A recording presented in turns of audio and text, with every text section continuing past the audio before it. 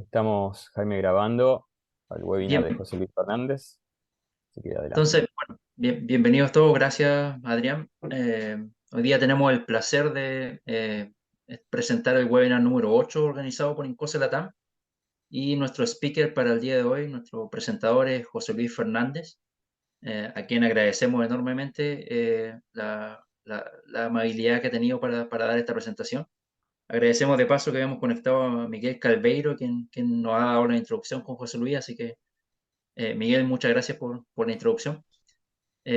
José Luis Fernández cuenta con más de 40 años de experiencia profesional en proyectos nacionales e internacionales, actuando como investigador, analista de sistemas, ingeniero senior, coordinador, jefe de departamento y consultor en los ámbitos de sistemas de control de tráfico aéreo, sistemas de aviónica, sistemas de adquisición de datos y control industrial, SCADAS, en centrales térmicas, nucleares y ayudas a la navegación aérea, aplicaciones móviles, domótica e inmótica y dispositivos médicos. Hasta 2008 fue profesor titular de LETSI Industriales de UPM en Madrid. Es el autor principal del libro Practical Model Based System Engineering, Arctic House 2019. Es autor de capítulos, artículos y ponencias en libros, revistas y congresos. Es miembro senior del IEEE y miembro activo de INCOSE y del PMI, participando en la redacción o revisión de guías para profesionales. Así que, José Luis, sin más preámbulo, agradecemos nuevamente vuestra presentación y te damos el paso para que puedas compartir pantalla. Muchas gracias por la presentación, muchas gracias por la invitación. Me es muy grato poder dar un webinar en español, porque siempre los estoy dando en inglés, con lo cual poderlo dar en mi lengua materna para mí es muy grato. Y buenos días a los que estáis allá, buenas tardes a los que están más cerca por aquí. No sé si hay alguien que esté en buenas noches, creo será más difícil, pero bueno, buenos días, buenas tardes, buenas noches. Voy a tratar de compartir pantalla otra vez.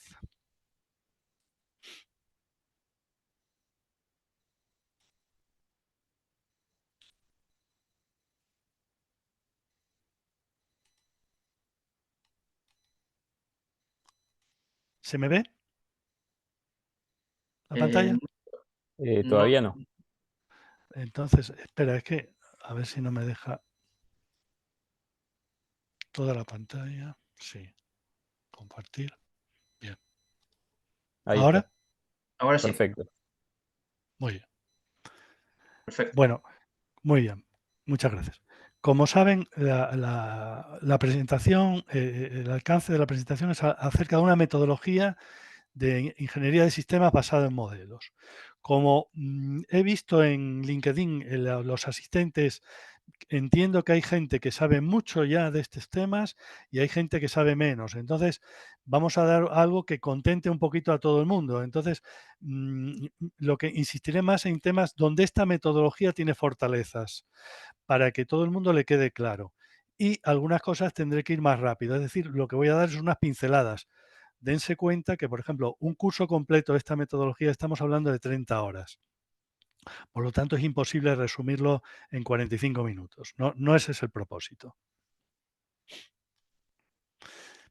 En primer lugar, nos tiene que quedar claro a todos que la ingeniería de sistemas es una disciplina, es relativamente nueva, empezó a mediados del siglo pasado y es una disciplina que se aplica en sistemas complejos. Es decir, sistemas que tienen propiedades emergentes y sistemas donde hay muchas interacciones. O sea, eso es lo que caracteriza a los sistemas complejos. No es el tamaño, porque el tamaño a veces son sistemas pequeños, pero son de alta complejidad. Este enfoque sistémico o system thinking se basa a otras disciplinas de la ingeniería se basan en la física. En cambio, la ingeniería de sistemas, y no soy el único que opina eso, se basa más en la biología, en la función de la cosa. Entonces, este enfoque es realmente distinto a otras disciplinas que podemos pensar, por ejemplo, el cálculo estructural o otras disciplinas de la ingeniería. Cuando uno aplica una disciplina, es conveniente que tenga unos procedimientos, unos métodos de cómo aplicarla. Y es por eso la importancia de una metodología. Y luego, como esta es ingeniería de sistemas basada en modelos, es importante tener herramientas que nos permitan tener el modelo. Porque el modelo lo que es un integrador de datos. En el modelo se integran los datos, la información de la cosa que estoy desarrollando, del sistema. Entonces, el modelo no es que sea un dibujito o un diagrama, se representa como diagrama, pero es mucho más que un diagrama. Es un diagrama con información, un conjunto de diagramas con información integrada y consistente. Y en eso es la ventaja de usar buenas herramientas que nos permitan tener esa información integrada y consistente. Pero para meter esa información integrada y consistente necesita un método. Eso si no uso método, lo más difícil es que lo más probable es que es lo que se dice en inglés, garbage in, garbage out. No lo voy a traducir, pero es eso. Si no se usa método, es garbage in. Entonces, vamos a explicar un poquito qué es Model Based Systems Engineering, cuáles son los conceptos que usamos en esta metodología, que tiene un nombre muy raro, que se llama ISPPOA, pero tiene su sentido ese nombre porque viene de que en principio se llamaba PPOA, que era un framework de arquitectura de sistemas de tiempo real, que se extendió para todo tipo de sistemas, no solo software. Y por eso es la parte ISE, Integrated Systems Engineering. ¿Qué es lo que vamos a hablar hoy? Hoy nos vamos a centrar en la parte ISE de la metodología. No vamos a hablar de la parte de arquitectura software. Vamos a hablar del modelo conceptual o ontología que subyace a esta metodología, a la parte ISE. Vamos a hablar de las dimensiones y vistas. Vamos a hablar del proceso metodológico y lo vamos a ilustrar con un ejemplito sencillito que está en el libro y para que todo el mundo lo pueda más o menos entender, que es un ejemplo de un avión de un UAV real. Y terminamos con unas conclusiones. ¿Qué es una metodología?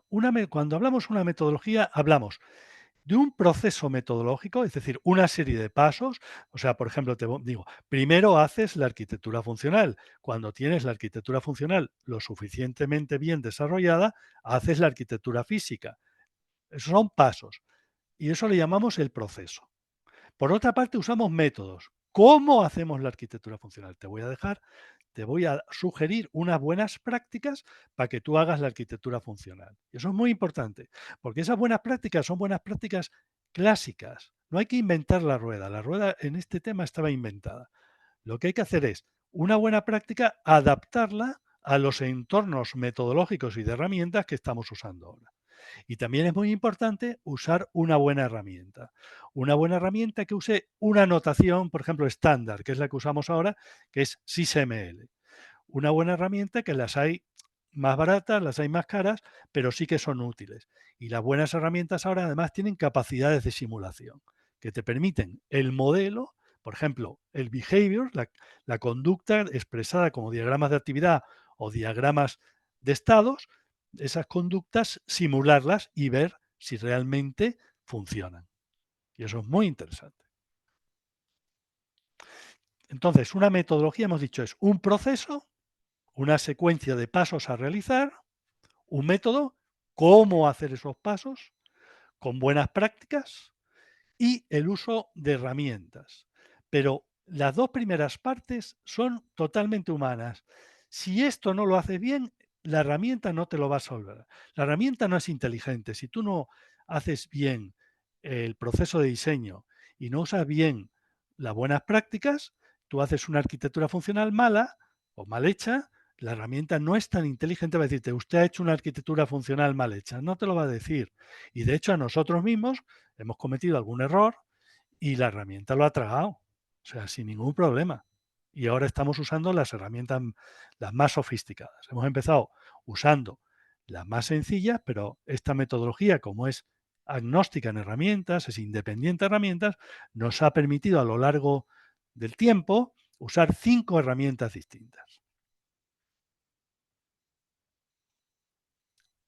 Vamos a hablar un poquito de los principios que guían a esta metodología, que como vuelvo a repetir, este nombre tan extraño, que el otro día me lo preguntaba una persona de una de estas empresas aeronáuticas que empieza por las primeras letras del alfabeto, tiene una primera parte que se desarrolló hace mucho tiempo, que es para hacer arquitectura software de sistemas de tiempo real, tipo SCADA, sistemas de adquisición de datos, sistemas de control de tráfico aéreo, que son intensivos en software. Pero como había otros sistemas físicos, expandí la metodología y el framework PPOA a cualquier tipo de sistema, no solamente intensivo en software. Y por eso inventé esa parte que se llama IS, Integrated Systems Engineering. De ahí viene el nombre. Integrated Systems Engineering and Pipelines of Processes in Object-Oriented Architectures. Es decir, las arquitecturas software que desarrollamos son orientadas a objetos. Las arquitecturas físicas, hombre, son orientadas a objetos porque los objetos físicos son objetos. Si yo tengo un motor es un objeto. Pero eso no es lo importante en las arquitecturas físicas. Yo creo que eso es un error de muchas metodologías que dicen, no, es que somos orientados a objetos, ya. Pero las cosas tienen funciones. Tú tienes que seguir hablando de funciones. Los principios que guían esta metodología, sobre todo en esta parte, es, primero, diseño de fuera hacia adentro. Es decir, empezamos a diseñar el sistema viendo sus interfaces con el mundo exterior. Interfaces que pueden ser intercambios de materia, de energía o de datos. Y viendo esos intercambios empezamos a identificar las funciones que procesan esos intercambios. Y a partir de esas funciones identificamos los sistemas donde asignamos esas funciones. O sea que trabajamos de fuera a adentro. Por eso es muy importante hacer bien un diagrama de contexto del sistema. Primero se desarrolla en amplitud, es decir, primero se identifican los principales subsistemas y las interfaces también de esos subsistemas, tanto con el mundo exterior como entre ellos. Cuando tengamos eso, ya nos focalizamos en el subsistemas o incluso podemos repartir en los equipos de trabajo.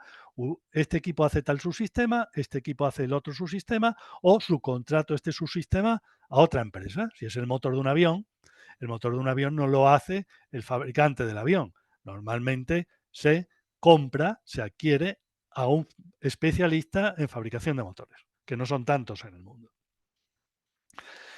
La arquitectura física se basa en la funcional. Eso es un principio que lo inventó un arquitecto que se llamaba Sullivan, que es Form follows function. La forma de un edificio se basa en su funcionalidad. Pues aquí igual, la arquitectura física se basa en la funcionalidad del sistema. Y eso hay muchas metodologías que no lo están siguiendo.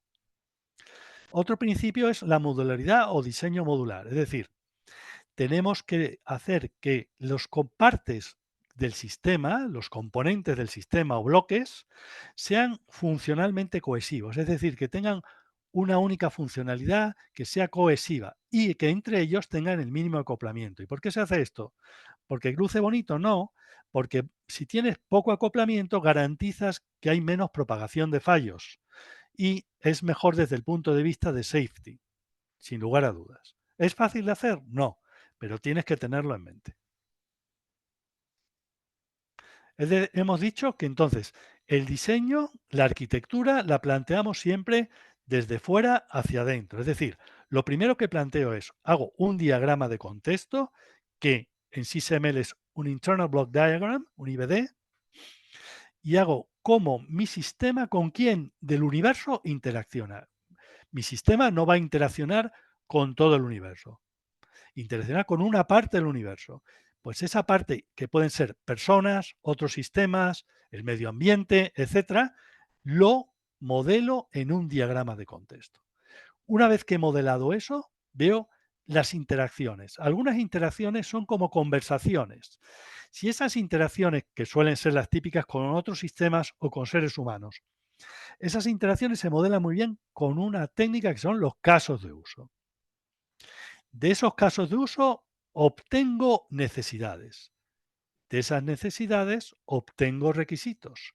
Y de esos requisitos obtengo las funciones de alto nivel que tiene que tener el sistema para cumplir esos requisitos. Es decir, que el diagrama de contexto y los flujos principales de materia, energía y datos me van a dar una información muy interesante para obtener las funciones que tienen que tratar esos intercambios de materia, energía o datos. ¿Los requisitos están todos al principio? No. a medida que voy desarrollando la arquitectura funcional, yo tengo nuevos requisitos funcionales. Cuando yo identifico una nueva función, el output de esa función lo convierto en un nuevo requisito funcional. Por lo tanto, los requisitos de sistema se van enriqueciendo a medida que yo identifico nuevas funciones. Y también tengo que identificar atributos de calidad. ¿Qué atributos de calidad son importantes para mí? Por ejemplo, ¿es importante para mí safety? ¿Es importante para mí la mantenibilidad? A partir de esos atributos de calidad, yo tengo que identificar requisitos de sistema no funcionales. Una vez que tengo los requisitos, yo identifico nuevos subsistemas donde aloco, asigno esos requisitos e interfaces entre los subsistemas y el mundo exterior y entre los propios subsistemas. Pues esa es la manera de trabajar, de fuera hacia adentro. Lamentablemente los ingenieros lo hacen con lo contrario, es de dentro hacia afuera. Buscan tecnologías y hacen los sistemas integrando tecnologías. Y aquí es lo contrario, es de fuera hacia adentro, identificar funciones y ver luego qué tecnologías uso para implementar dichas funcionalidades. Pueden ver que es una aproximación distinta a la muy habitual, porque el ingeniero se siente más cómodo trabajando con tecnologías, porque es un tecnólogo, básicamente. Otro tema muy importante, y es una pregunta muy típica que nos hacen continuamente, es ¿cuál es el alcance del modelo? ¿Hasta dónde tiene que llegar el modelo? En esta metodología proponemos el siguiente alcance del modelo, es decir, lo que tiene que contener el modelo. El modelo tiene que modelar todas las entradas y salidas del sistema, ya sean de materia, energía o datos. El modelo tiene que modelar las interacciones entre el sistema y entidades externas. Esas interacciones o conversaciones le llamamos casos de uso. Conversaciones en el sentido amplio de la palabra, no es que estén hablando. Identificar todas las funciones del sistema y representarlas con diagramas de bloques, BDDs, diagramas n cuadrado para ver las interfaces funcionales, eso no está soportado en SysML, y diagramas de actividad para ver los flujos funcionales. Todos los atributos de calidad que son importantes para mí, las utilities en inglés, maintainability, reliability, etc. O también resilience, safety. Y todo eso hay que hacer un BDD de atributos de calidad, factores de calidad, subfactores de calidad, para ver qué atributos de calidad son importantes para mí. Y a partir de esos atributos de calidad, sacar, y de factores de calidad y subfactores, sacar requisitos no funcionales. Una vez que, y luego ya puedo empezar a diseñar la arquitectura física, sus subsistemas y sus interfaces. Y para eso usamos diagramas de bloques internos en SysML, que le llaman Internal Block Diagrams. Y a la vez que vamos haciendo todo esto, siempre generando requisitos nuevos, lo que llaman en inglés Requirements Flow Down. Tienes que ir generando requisitos a partir que aparecen cosas nuevas, requisitos que vas alocando a niveles inferiores. Y los requisitos no se tienen al principio, se tiene un grupito, pero se van extrayendo a partir del modelo, sacamos nuevos requisitos. Eso es muy interesante. O sea, de los requisitos sacamos modelo y del modelo sacamos nuevos requisitos. ¿De acuerdo? Eso es muy importante entenderlo. Vamos a ver un poquito el modelo conceptual o ontología que subyace a esta metodología. Hay un vocabulario de conceptos que es importante que cuando se use la metodología se entiendan y los entendamos todos igual. Por eso hay que hacer una ontología. Aquí está hecha en UML. Se puede hacer de otras maneras, pero como UML más o menos lo entiende mucha gente, pues la hice en UML. Nosotros tenemos el concepto de sistema. Un sistema se compone, esto es una composición, de partes. Las partes pueden ser compuestas, un subsistema, que a su vez tienen partes simples o partes simples que ya son las partes más elementales. Entre las partes hay interfaces físicas. Un sistema opera en un entorno. Opera o se mantiene en un entorno. esa operación, vamos a hablar de operación, se define por una clase asociación que es un contexto operacional.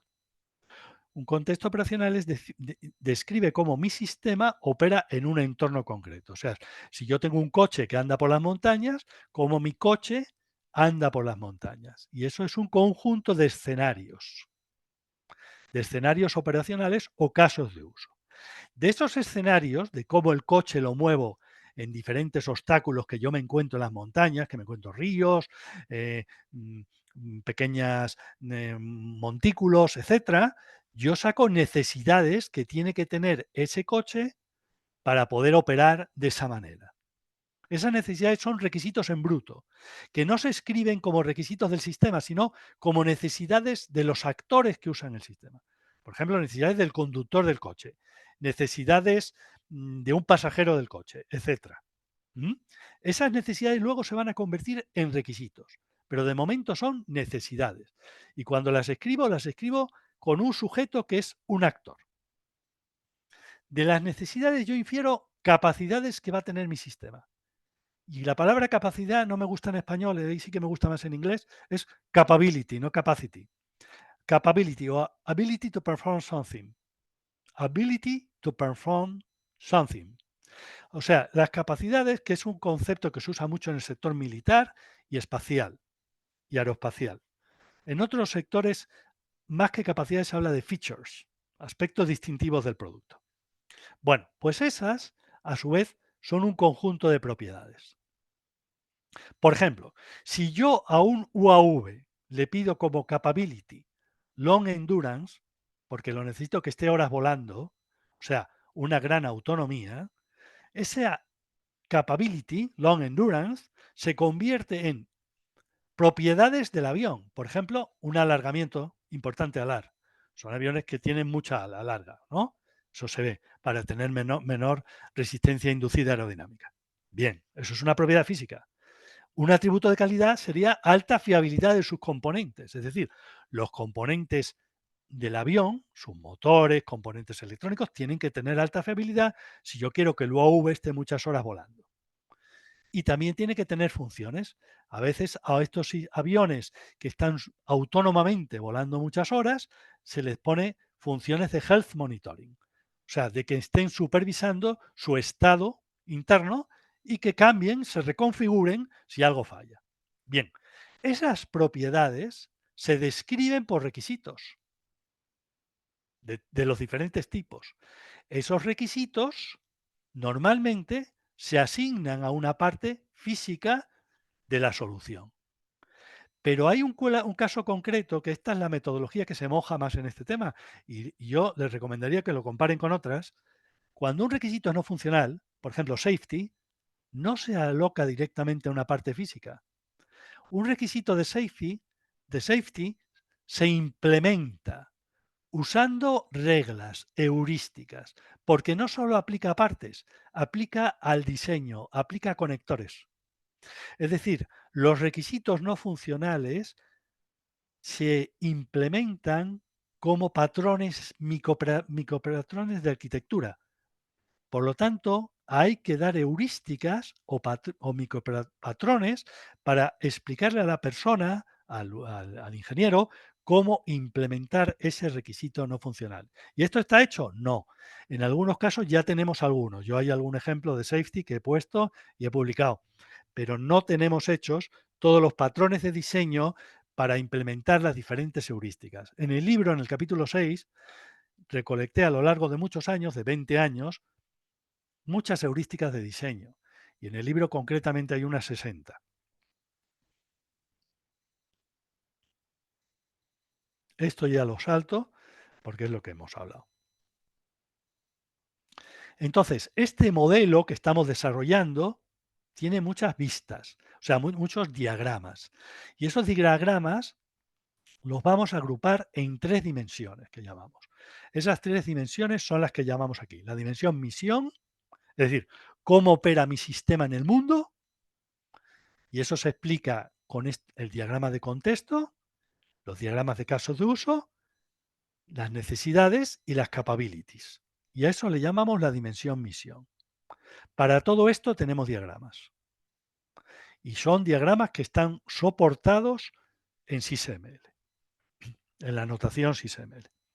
Luego tenemos la dimensión sistema, que es ya viendo mi sistema por dentro. O sea, porque aquí mi sistema es una caja negra que está interactuando en el universo con ciertas entidades. Aquí ya mi sistema es una caja blanca y lo veo por dentro. Arquitectura funcional, diagramas SysML para arquitectura funcional, ya veremos cuáles, arquitectura física y requisitos. Si el sistema tiene subsistemas que son puros de software, tenemos que diseñar con técnicas de software. Entonces, el salto entre sistema y software es otra de las ventajas de esta metodología.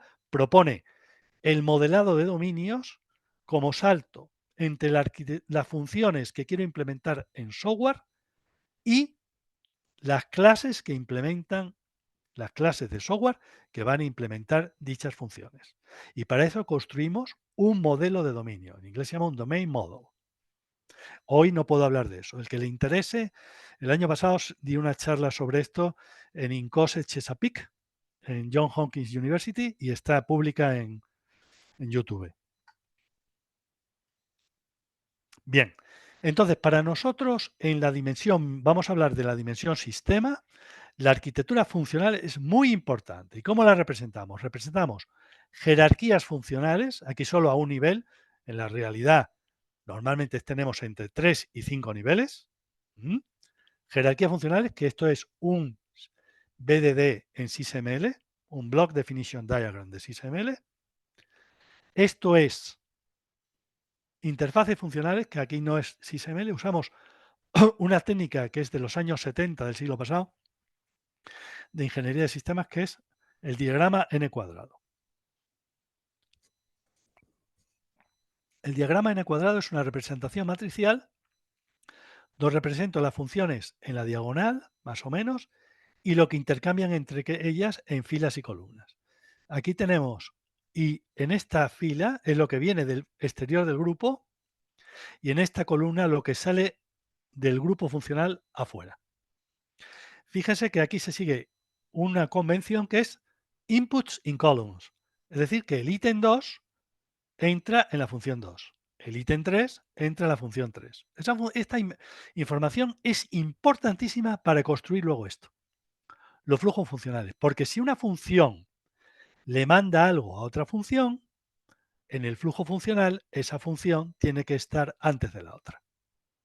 Es lo que llamamos una dependencia outing. La función F2 tiene una dependencia outing de la función F1. Por lo tanto, la función F2 en el flujo aparece detrás de la función F1. Esto es otra cosa que no se explica bien en muchos sitios y que es muy importante entenderla bien. Cuando yo tengo la arquitectura funcional, el siguiente paso es hacer form follows function, la arquitectura física. La arquitectura física la hago identificando sus sistemas, las partes que tienen esos subsistemas. Aquí ya no solamente identifico, esto es una jerarquía que es parecido a un Bill of Materials en producto, pero también tengo que poner los conectores que hay entre las partes y lo que se intercambian, y eso uso un IBD. También puedo decir las funciones a qué parte las asigno, y esto es un diagrama de actividades de SysML con swing lanes. Una swing lane donde yo digo que la función F2 ha asignado a la parte B. Bien, voy a centrarme ya en el ejemplo, porque veo que el tiempo va pasando. En el proceso metodológico, como ustedes lo van a tener en las transparencias, ustedes se lo leen, y vamos a centrarnos más en el ejemplo. Este es el proceso metodológico, los pasos. No voy a entrar en ello. Los primeros pasos son en el modelo, en la parte misión. El segundo grupo de pasos ya empieza en la parte sistema, identificando las funciones. Aquí es la arquitectura funcional y todos estos pasos son la arquitectura física, donde hay dos arquitecturas físicas. Una primera modular y otra donde implementas los requisitos no funcionales que llamamos la arquitectura refinada. No voy a entrar en gran detalle en esto porque el tiempo se nos echa encima y voy a poner un ejemplito que es así vemos todos mejor. Vamos a basarnos en un ejemplo que está en el libro y es un avión real. Es un OAV de ala fija para usar en misiones de inteligencia, vigilancia y reconocimiento. El avión se llama Seeker, está hecho por una empresa llamada Aure Avionics, es un avión de verdad, y este avión actualmente se está usando por la Brigada Paracaidista y me parece que la Infantería de Marina del Ejército Español. Aquí tienen sus características, tiene una autonomía bastante alta, 90 minutos, una velocidad bastante buena también. Aquí tienen sus datos. Se lanza a mano y aterriza de panza. Lo primero que hay que hacer es ver contexto y escenarios. Bien, contexto. Este es mi sistema, se llama Seeker, y el contexto es con quién interactúa. Interactúa con el piloto, técnico de mantenimiento, con el blanco y con las condiciones ambientales. Aquí hemos usado un BDD. Ven ustedes que hemos usado un BDD para hacer el diagrama de contexto. Ahora yo ya no recomiendo un BDD, esto es demasiado sencillo. Es mejor un IBD. En el capítulo 9 del libro hay otro ejemplo de robótica, es un IBD. En todos los ejemplos que hay publicados ya estamos usando un IBD. Porque en vez de ser esto asociaciones, esto ya son conectores y da mucho más información. Por lo tanto, la recomendación, en este momento lo hicimos así para que fuera más fácil, pero la recomendación es, para el diagrama de contexto, usen un IBD y pongan el sistema y con quién del universo se habla. Bien, también tenemos que hacer el diagrama de casos de uso. Una cosa muy importante, porque el otro día vi una empresa muy importante de la zona de Detroit, con una universidad muy importante de esa zona, ponía un diagrama de casos de uso y decía que era la arquitectura funcional. No, el diagrama de casos de uso no es la arquitectura funcional. Esto es un diagrama que representa las principales interacciones entre actores y mi sistema. ¿Están aquí todas las funciones? No. ¿Estos son funciones? No, son interacciones. A lo mejor si yo cuando describo los casos de uso, los describo como pasos, que lo puedo hacer con plantillas, algunos de esos pasos son funciones. Pero no todas las funciones van a aparecer en los casos de uso. Yo eso no lo veo. Las funciones típicas de intercambios de materia y energía es muy difícil, y yo últimamente no lo hago así, modelarlas como casos de uso. Y llevo usando casos de uso hace muchos años. Mis primeros casos de uso fue en el año 1992 para un satélite. Una vez que tengo los casos de uso y los tengo bien descritos, que los tengo que describir con pasos y hay unas plantillas, yo a partir de los casos de uso identifico necesidades. Necesidades que se tienen los actores cuando están haciendo ese caso de uso. Por ejemplo, cuando el actor está manejando el avión, tendrá necesidad, por ejemplo, de saber la altitud que va volando el avión o la velocidad. Pues esas necesidades las pongo. ¿Y con qué? Por ejemplo, el actor necesita saber la velocidad cada 3 minutos, por ejemplo, lo que sea, pues hay que ponerlo. Desde el punto de vista del actor. Luego eso ya lo vamos a convertir en requisitos. Y normalmente de una necesidad van a salir varios requisitos. Muy importante. Las necesidades las agrupamos en capabilities. Aquí en español lo ponemos capacidades, pero son capabilities. Ability to perform something. Aquí ven como, por ejemplo, está la capability que he definido antes, una gran autonomía. Una gran autonomía es una capability muy compleja que va a obligar a tener un alargamiento importante en el ala, etcétera, etcétera, etcétera. Va a tener unas componentes que sean fiables, el avión, y va a tener que tener alguna manera de saber siempre su estado interno. No voy a entrar en todas las capabilities. Aquí nos basamos en experiencia, viendo documentación del Ministerio de Defensa americana, experiencia de NASA, experiencia mía previa que había tenido en usar UAVs en incendios forestales, etc. Una vez que tenemos capabilities, convertir las capabilities en funciones de alto nivel y atributos de calidad. Por ejemplo, si yo tengo una capability que es long endurance, de ella infiero que un atributo de calidad para mí va a ser fiabilidad, reliability. Yo necesito alta fiabilidad de mis componentes para que yo pueda tener long endurance. Y también tengo que identificar funciones de alto nivel. ¿Y cómo identifico funciones de alto nivel? Nosotros proponemos dos maneras. Si tienes un buen diagrama de contexto, que no era este caso, busca bibliografía. Si no tienes un buen diagrama de contexto, busca bibliografía. La suerte que tuvimos que en aviones, por ejemplo, sí que hay muy buena bibliografía de las funciones básicas de un avión a alto nivel.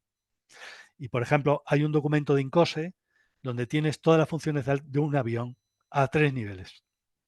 Un avión comercial, hechas por gente de la industria aeronáutica, o sea, de las empresas que empiezan por A, por B, etc. Aquí tenemos, y nosotros cogimos esa información.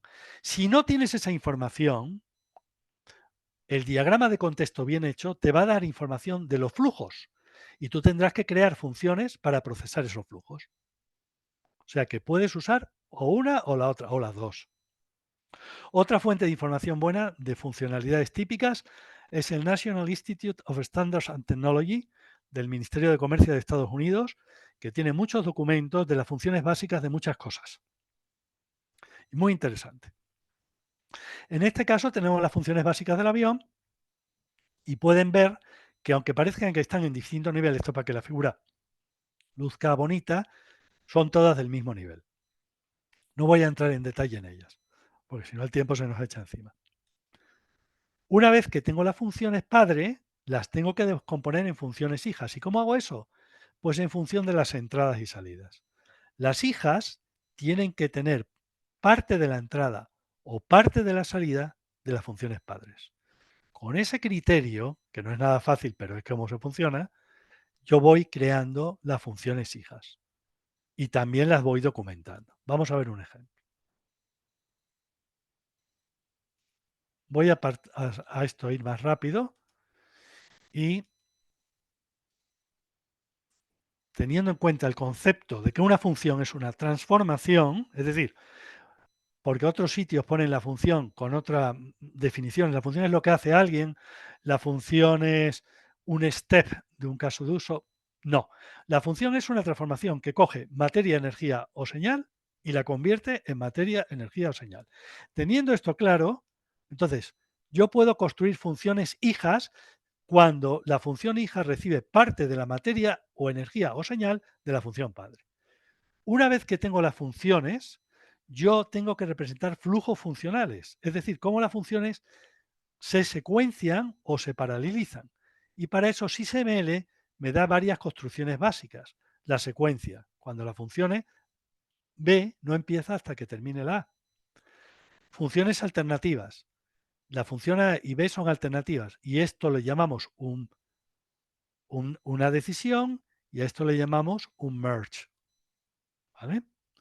Un merge node, decision node.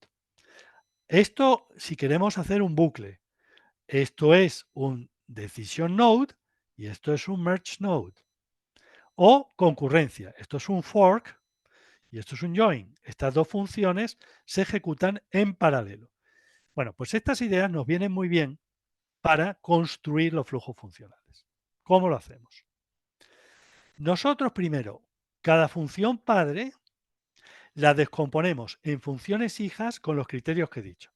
Una hija es porque recibe, tengo que saber lo que recibe y lo que produce el padre.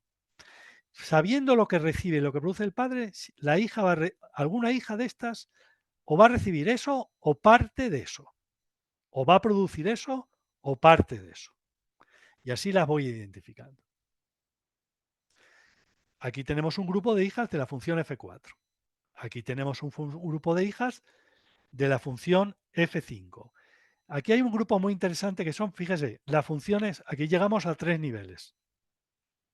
Fíjense en estas de protección eléctrica, porque luego no las voy a poner adrede en el flujo, para que lo hagan ustedes en su casa.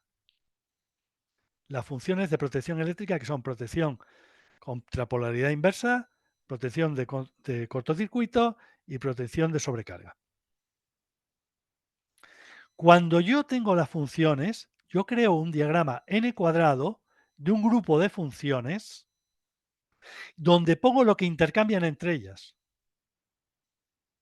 Y aquí está. Por ejemplo, esta función le envía esto a esta función. Y lo que viene de fuera del grupo se pone en la fila superior y lo que sale del grupo en la columna más de la derecha. Esto es muy importante. Con esta información Yo sé las dependencias. Si una función recibe algo de otra, si esta función recibe de esta función tiene que estar detrás de esta. O sea, esta función tiene que estar detrás de esta. Lo que hay por abajo es lo mismo. Esta función le envía esto a esta.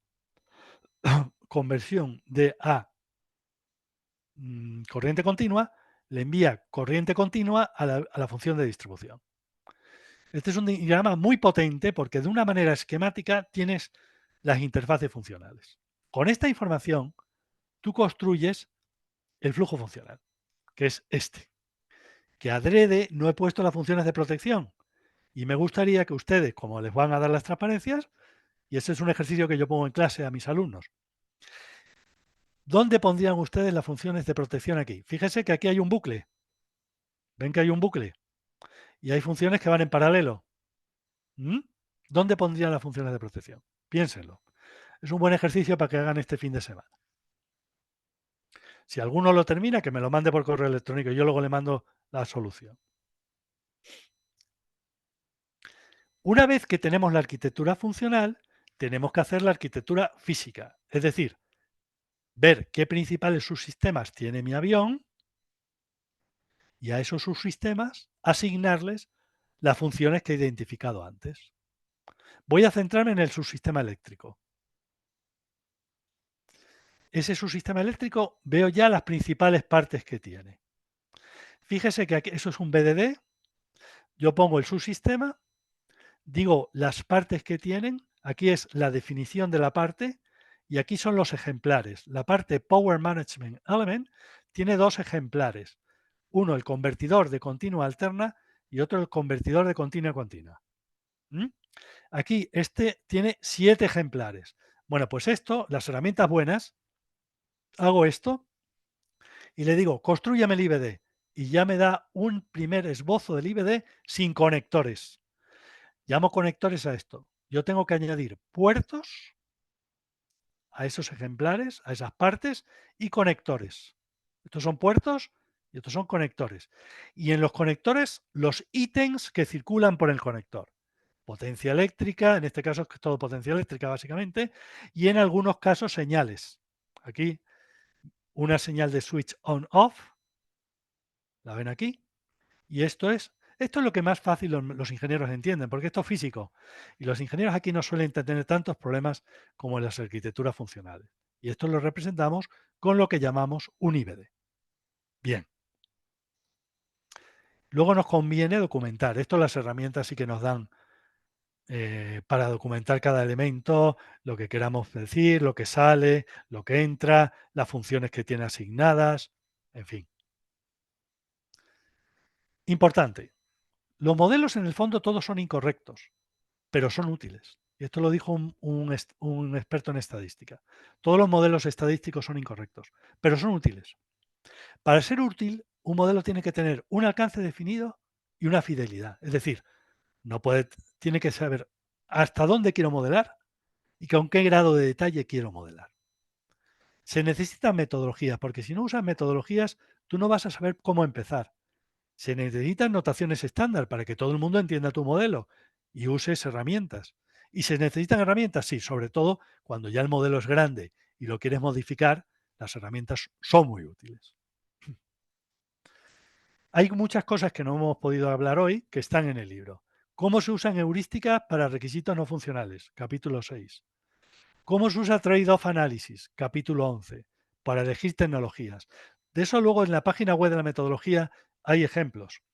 El uso de constraint blocks para incorporar restricciones matemáticas y físicas. Efectivamente, una función, la función hervir leche, no es una función matemática, pero está constreñida por ecuaciones matemáticas de las leyes de la termodinámica y la conservación de la materia y la energía.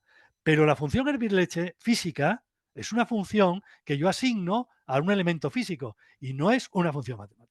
Eso es otro error que se dice por ahí mucha gente. ¿Todas las funciones son funciones matemáticas? No. Las funciones físicas no son funciones matemáticas. Están constreñidas por funciones matemáticas. Es importante validar los modelos. ya ahí empieza a haber en las herramientas métodos de validación de modelos.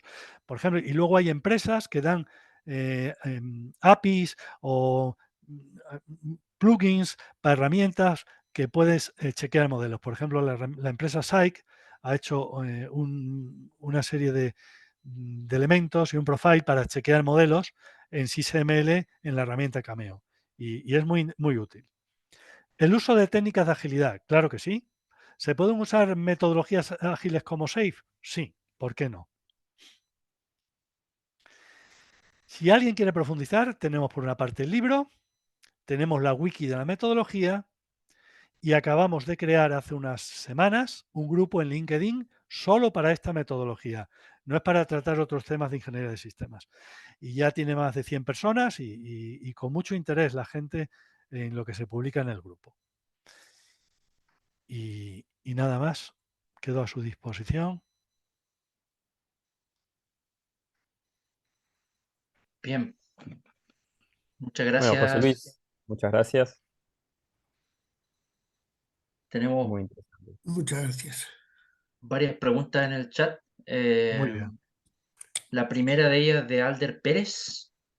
Dice, Sí, hola, cuando se están identificando las necesidades que satisface el sistema, se dice que son actores quienes tienen esas necesidades. Si en un siguiente nivel yo quisiera modelar un subsistema, ¿las entidades con necesidades son otros subsistemas? ¿Se representan como actores también? eso es una buena pregunta. Y veo que él está pensando con metodologías de IBM, que eran lo que llamaban casos de uso subordinados. Nosotros en ISPPA no usamos casos de uso subordinados. Cuando se usaban casos de uso subordinados, los otros subsistemas eran actores. Nosotros en ISPPA ya vamos a arquitectura funcional. Entonces, entre los subsistemas hay interfaces. Ya no usamos actores o casos de uso subordinados. Pero la pregunta es buena, tiene sentido, ¿eh? Eso eran metodologías típicas de IBM. Eso lo puede usar todavía a lo mejor Bruce Powell Douglas en sus metodologías, gente que viene de entornos IBM, de Bien. Rational, de Rhapsody, etc. ¿Qué? Pues la siguiente pregunta de Gabriel Antunés dice, ¿deben satisfacerse los requisitos solo mediante funciones o también pueden satisfacerse mediante capacidades? Muy bien preguntado. No, claro, un requisito que es no funcional se puede satisfacer por capabilities que tienen a su vez atributos de calidad. Tú imagínate que si yo le pido al UAV que tenga una gran autonomía de vuelo, que esté volando, hay UAVs que vuelan cientos de horas, ese UAV tiene que tener fiabilidad. No se pueden estropear los componentes y el motor tiene que tener una alta fiabilidad. Hay UAVs que han estado volando un mes entero sin bajar, de estos grandes. Para estar volando un mes entero sin bajar, para tener esa capability, tú tienes que tener atributos de calidad también. Alta fiabilidad. Claro. Bien, siguiente pregunta de Adrián. Consulta cuál es el documento de INCOSE que se mencionó durante la presentación. Creo que Adrián, Sí, si quieres expandir. yo entiendo que Adrián se está refiriendo a un documento que tienen que ser para las funciones de un avión comercial, ¿no? Sí, exacto. Pues lo hay, pero yo no sé si lo vas a poder encontrar. Si no lo encuentras, me lo pides, Adrián, porque es un documento ya un poco antiguo y entonces no sé si en la base de datos de INCOSE sigue estando, ¿vale? Ok, Pero bien, hay un perfecto. documento, tú me mandas un correo electrónico y yo te lo mando. Bien, Porque es un documento público, vamos, no es secreto ni... Súper. Y es muy bueno. La arquitectura funcional la hacen con una hoja Excel. Funciones de nivel 1, nivel 2 y nivel 3. Y llegan a nivel 3 en un avión comercial. Eso es muy fuerte, ¿eh? Bien. Bien, después bien. tenemos más comentarios, diría yo, que más que preguntas. Está Sí, Pablo Quintela diciendo excelente exposición y oratoria. Mis sinceras felicitaciones a José Luis Fernández y a los organizadores. muchas gracias. Y no veo más preguntas por ahora. No sé si alguien más de los asistentes tiene otra pregunta. Si no, me tomo la libertad del host para hacer una pregunta. Un Ujú. poco desde el punto de vista práctico, o sea, pensando en un system engineer que está en una empresa partiendo un proyecto y tiene que seleccionar una metodología, comienza a hacer investigación dentro de todas las metodologías existentes Hay y se va a muchas, encontrar ¿eh? con muchas, hay muchas. Entonces, Sí. ¿cuáles son los criterios? ¿Dónde le recomendarías a un ingeniero que empieza a buscar cuál metodología satisface sus necesidades? ¿Qué es lo que debe buscar? ¿Cuáles son los criterios, digamos? Muy bien. Yo haría una serie de preguntas a mi jefe, a mi cliente. ¿Te interesa tener una buena arquitectura funcional? ¿Te interesa los atributos de calidad? ¿Te interesa saber cómo se implementan los requisitos no funcionales? ¿Te interesan las líneas de producto? ¿Tener líneas de producto? Todas esas cosas tú vas preguntando. Y en función de eso, por ejemplo, el análisis de emisión es muy importante para ti. Por ejemplo, esta metodología, mira, voy a decir una debilidad. En análisis de emisión no es la mejor, ¿vale? Pero en análisis funcional probablemente sí sea la mejor. Entonces tú depende lo que tú quieras. Si vas a hacer un sistema sistema de sistemas que ahora está de moda, ¿no? Y el análisis de emisión es muy importante, yo te voy a contestar lo mismo que contestan los de Cameo Magic Grid. Para el análisis de emisión usa UAF. Es un framework, ¿vale? Que es como DODAF. Pero para sistema me usas mi metodología. Claro, A nivel de emisión usas UAF. A nivel de sistema usa mi metodología. Entonces tú tienes que pensarlo. Luego las herramientas. Esta metodología es tool agnostic. Tú puedes usar cualquier herramienta. Fíjate, ese ejemplo que te he puesto está hecho con Visio. Es la herramienta más sencilla. Ahora estamos usando Cameo, que es la herramienta más sofisticada. Claro, tú verás. También hemos usado Enterprise Architect. También hemos usado Rhapsody. También hemos usado Visual Paradigm. Lo que tú quieras. Tienes que verlo. Depende tú del dinero que tengas, los objetivos que tengas, el tiempo que tengas. Claro, eso tú tienes que hablarlo con tu cliente o con tu jefe. Y en función de eso, tomar decisiones. Recomiendo mucho para este tema de búsqueda de decisiones en metodología y búsqueda de cómo aplicar Model Base, un libro que se llama La Trinity Approach de John Holt. Es muy bueno, ¿eh? Yo lo recomiendo altamente. ¿Qué? Muchas seguro gracias. ya te invitaremos, José Luis. Vamos a organizar una mesa redonda Sí, en MBSE para el año que viene, así que seguramente te invitaremos ahí a intercambiar ideas. encantado, encantado. Y creo que estamos llegando al final. Fenomenal. Si les parece, corto la grabación y si hay alguna otra Parece que hay una pregunta. pregunta ahí en el chat. Pablo Hay una pregunta de Quintela. Pablo. Sí. Sí. Dice que, ¿qué importancia se le da en esta metodología al CONOPS en las etapas tempranas de la definición de sistema? Bien. Efectivamente. En esta metodología del CONOPS lo he simplificado mucho. Hay buenos documentos. Mira, tienes buenos documentos de CONOPS del IECUBO y el American Institute of Aeronautics and Astronautics y NASA. Lo he simplificado. Para mí el CONOPS son escenarios y necesidades operacionales. Es una simplificación. Date cuenta que esta metodología también está pensada para empresas pequeñas. Esta empresa que hizo el UAV es una empresa de una docena de personas, muy brillantes, pero una docena de personas. Han hecho un avión que vuela, una docena de personas, y que se está usando de verdad. Entonces, la metodología también es para esas empresas, no es para súper grandes que pueden gastarse, que tienen miles de empleados y no solo para esas. Hay que pensar en pequeñas empresas que ahora mismo cada vez hay más porque hay microsatélites, productos médicos pequeños, robots que hacen empresas con 15 empleados y hacen cosas muy buenas. Hay que pensar en ellas también. Mm. Hay otra pregunta de Josué, Bien, parece. sí, dice, ¿las capacidades son el desarrollamiento de las necesidades o una simple explicación de ellas? Es una inferencia. A partir de necesidades, agrupas necesidades, haces un clustering en capabilities. Ahí es mucho de tu trabajo humano. Ahí olvídate de ChatGPT, no te lo va a hacer. Yo he probado ChatGPT para hacer requisitos y vamos, da risa. Yo que lo probéis, no hay problema, yo no tengo nada. Claro, al final le tienes que explicar tanto y dices, no, prompting by example. Claro, si ya lo hago yo, pues entonces ¿para qué te uso? Si hago prompting by Claro. example, ¿para qué hago yo eso? ¿No? O sea que no podéis probar con ChatGPT. Hay cosas que lo hace bien, pero yo he probado requisitos. Lo tenéis en academia.edu. Tenéis como he probado requisitos con ChatGPT y lo podéis ver. ¿eh?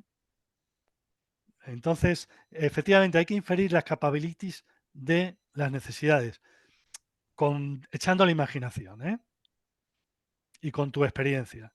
Yo cuando lo apliqué la primera vez fue usar UAVs en incendios forestales en 3 misiones, que una era campana de cobertura, otra era observar incendios y la otra ya ni me acuerdo. Y en función de la misión, yo sacaba necesidades. Por ejemplo, en campana de cobertura, necesidades de comunicaciones, ancho de banda de las comunicaciones, para que las patrullas que están apagando el incendio se puedan comunicar entre ellas.